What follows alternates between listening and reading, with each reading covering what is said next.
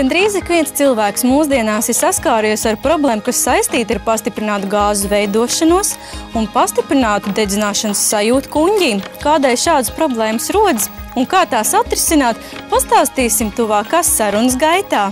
Mūsu šīs dienas eksperti – dr. Hossam Sabumērī, Veselības centra 4, diagnostikas nodaļas un diagnostikas centra gastroenterologs endoskopists, Latvijas universitātes doktorants, Latvijas gastrointestinālās endoskopijas asociācijas biedrs, Latvijas gastroenterologa asociācijas biedrs, Libānas ārstu biedrības biedrs un Amerikas gastroenterologa asociācijas biedrs.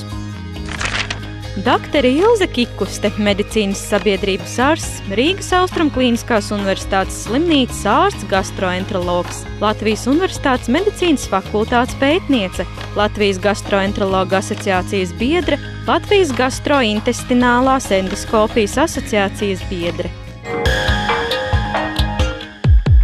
Kas tad ir gāzes un kādēļ gāzes veidojas? Tas ir viens no pamatjautājumiem, ko pacienti prasa un kāpēc arī griežas konsultācija. Es viņus parasti arī iesaku šādu sarunu, ka gāzes veidošanās kuņģa zarnu traktā ir daļa no gremošanas procesa. Un normālos apstākļos arī jebkuram cilvēkam gremošanas procesā rodas litrs-pusotra litra dažāda sastāva gāzes. Taču, tad, kad pacientam šīs gāzes kļūst traucējušas, tad sākas vai nu tas ir kaut kāds slimības simptoms, vai kaut kas nepareizas ēšanas, vai nepareizas gremošanas rezultāts. Un šeit tad sākas tālāka saruna ar pacientu, tieši konkrēti noskaidrot, kas ir pa simptomiem, kā traucē, vai tās gāzes ir vairāk, vai viņas rada nepatīkamas sajūtas. Un pirmais, ar ko sāk, tas ir ar ēdienkartes revīziju. Ļoti svarīgi, ko pacients ēd, kādus produktus lieto, jo ļoti daudzus produktus lietojot, jebkuram normālam, veselam cilvēkam veidosies gāzes pastiprināti. Tas ir atkarīgs no ēšanas, bet nenoliedzami arī dažādu saslimšanu rezultātā var būt arī pastiprināta gāzu veidošanās kuņģa zarnu traktā. Katram no mums arī ir savu, limiti, cik viņš pieņem to vedera pūšanas. Jā. Viens var staigāt ar tādu lielu vedaru pilns ar gāzi, un viņš ir apmierināts, otrs cilvēks nedaudz. Vakar pusē skrien pie doktora un prasa palīdzību. Tā kā, tas ir saistīts arī no individuāli. Vai šī gāzu veidošanās var izraisīt kādu akūtu saslimšanu tālāk? Jāprasa otrādi. Reizēm akūta saslimšana, zarnu necaurējumība var iet ar gāzu veidošanas, bet tas ir akūts stāvoklis. Ja gāzes ir no bērnības gadus 20, 15, 5, diez vai, bet ir arī akūti stāvokļi, kas arī akūti pankreatīra zarnu samešanās, kas iet ar gāzu veidošanās. Bet tad gāzu veidošanās ir viens no simptomiem, bet būs tādi kardinālie simptomi, kā asas sāpes vēderā, citi simptomi, tā gāzu veidošanās būs kā blakus simptoms, un to tad arī tīri kliniski var atšķirt. Kā tad var palīdzēt atvieglot šo pašsajūtu cilvēkam, teiksim, ar tautas metodēm? Man pieredze ar tautas metodi nav faktiski daudz, bet es varu pateikt, ka pirmais, ko vajag darīt, ir jāskata tiešām diētu. Jāskatās visu to produktu, ko cilvēki lieto katru dienu. Un jāanalizē. Varbūt tas ir iemesls ar daudz pienproduktu.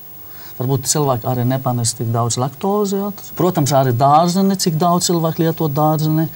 Un vai arī cilvēki lieto kaut kāds papildus medikamenti, kur var ietekmēt mikroflorā un tāpēc arī izraisa gāzi vai vedera pūšanas. Dēļ tā mums jāiet cauri visu anamnēzi un jāanalizē. Un kā, palīdzēt cilvēkiem ar medikamentozo terapiju, kas satur šo simtekonu, un ko viņš dara un kā viņš palīdz neutralizēt šīs savairojušās gāzes? Viņš tā kā putu dzēsēs, viņš vienkārši savāc tīs gāzes, maina viņas to virsmu un viņas izšķīst tās gāzes un vienkārši tad, kad jau tās gāzes veidošās. Bet tas nav profilakse, protams. Tieši tā, tas ir varbūt uz to mirkli atvieglojums. Tā kā jau doktori minēja, ka šīs simtekonu saturošie medikamenti palīdz putojošā veidā likvidēt šīs gāzes, tādēļ palūkosimies nelielā eksperimentā, kā tiek likvidētas gāzes.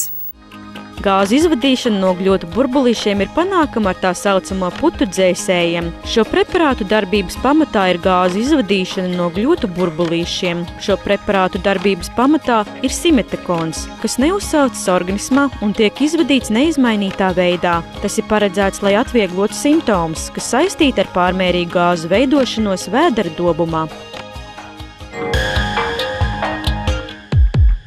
Un atgriežoties studijā, noteikti vēlos runāt par tādu ļoti aktuālu problēmu mūsdienās, kad ir veikts pētījums, kad aptuveni 224 miljoni pasaules iedzīvotāji kopumā kaut reiz mūžā ir saskārušies ar dedzināšanas sajūtu kuņģī. Ko tas nozīmē? Tas nozīmē, ka kunga skābes ir palielināta. Un arī šeit arī jautājums, vai tā kunga skābes palielināšana ir dot simptomi vai nedot simptomi. To tikai mēs varam uzzināt kadreiz, kad mēs runājam ar cilvēku un kad mēs taisām izmeklējumus, vai tur ir kaut kādas problēmas barības vada, kur notika dedzināšana.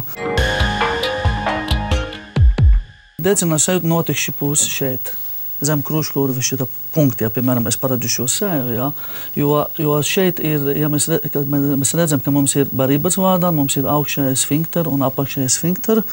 Tas nozīmē, tas muskuli, kas ir starp barības vada un kungi, ir iespējams arī tik labi neslēdzas vai valīgāk. Tas arī vēl palīdzēt kungi saturu vai kungi skābes nāk atpakaļ un izraisa to sajūtu dedzināšanu. Proti, nevienmēr ir dedzināšana notiek tikai šī līmenī, bet varētu būt arī vēl augstāk kakla, piemēram. Un par to varbūt pēc tam arī runāsim, ka ne tikai kunga skābes ietekmi tikai gastrointestīnāla trakta, bet varbūt arī gan lores problēmas, gan arī kaklas problēmas, gan arī ausi problēmas un tā tālāk. Kādas vēl kuņģa trakta darbības slimības un problēmas var sāsināt šo dedzināšanas sajūtu kuņģī? Par ko var liecināt par kādām citām slimībām vēl varbūt šī dedzināšanas sajūta? Jo biežāk dedzināšanā, jo nopietnāk arī var būt sēkas. Pēc 10 gadi, pēc 15 gadi, jo gastroesofagālā refluksa slimība var beigt ar nopietnas komplikācijas. Piemēram, barības vada, piemēram, arī karsinoma, kas var veidot. Bet, protams, tas ir reti, bet tomēr arī palielināt risku, ka cilvēki var pēc dažiem gadiem, ja ir nopietni simptomi, ja bieži ir dedzināšana, var dabūt nopietnu problēmu. Tur barības vada distāla dāla vai arī kungi augštāla. Šobrīd gasoskopijas izmeklējums tiek veikts pacientei, kurai ir sūdzības par dedzināšanas sajūtu kuņģī un kaklā. Jāatzīmē, ka pateicoties mūsdienu jaunajām tehnoloģijām, šis izmeklējums vairs nav tik nepatīkams kā agrāk. Tas norit vairs tikai 3 līdz 5 minūtes. Mums ir jaunas aparatūras, ļoti tievs gasoskops, kur faktiski slimnieks procedūra laikā ir ļoti minimāls nepatīkams sajūta, ļoti minimāli. Protams, mēs varam arī veikt to procedūru gan ar lokālu anestēziju kakla lidokaīnu, vai arī špricēt intramuskulāri vai intravenozi, ja nepieciešam. Ja cilvēki ir ļoti uztraukti, tad, protams, ir šprice, lai viņam palikt mierīgāk, un tad mēs varam veikt procedūru. Izmeklējums tiek veikts barības vadā un tievajās zarnām, kā arī vienlaicīgi tiek noņemta analīze uz baktērijām. Iegūtie dati tiek saglabāti un analizēti, lai varētu sniegt precīzu diagnozi un pareizas ārstniecības terapijas nozīmēšanu. Tomēr, ja šīs problēmas ir, kā var veikt šo ārstniecību, teiksim, ar medikamentozo terapiju? Ir dažādas grupas, kas var izmantot un lietot regulāri, lai samazinātu skābes un samazinātu vai arī likvidēt dedzināšanu un simptomi. Tur ir dažādas grupas, viens no viņiem ir veca grupa, tas ir histamīna H2 receptori antagonisti vai antihistamīni, kas tieši strādā, lai samazinātu skābes. Un šī medikamenti jālieto regulāri, protams, deva ir atkarīga arī no atradnē. Ja mēs gasoskopijā redzam, ka tur ir nopietni iekājumi, nopietnas problēmas barības vada, tur ir sadalīti no A līdz A, B, C, D.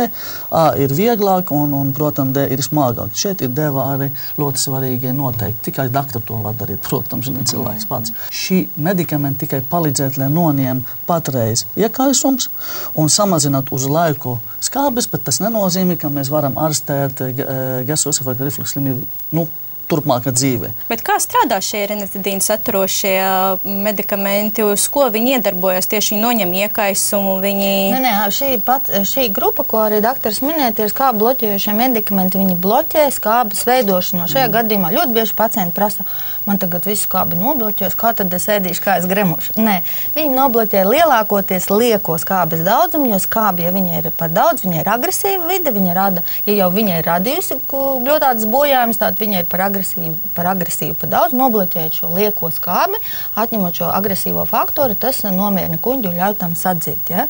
Tā ir tā darbība, bloķējot lieko skābes daudzumu agresīvo.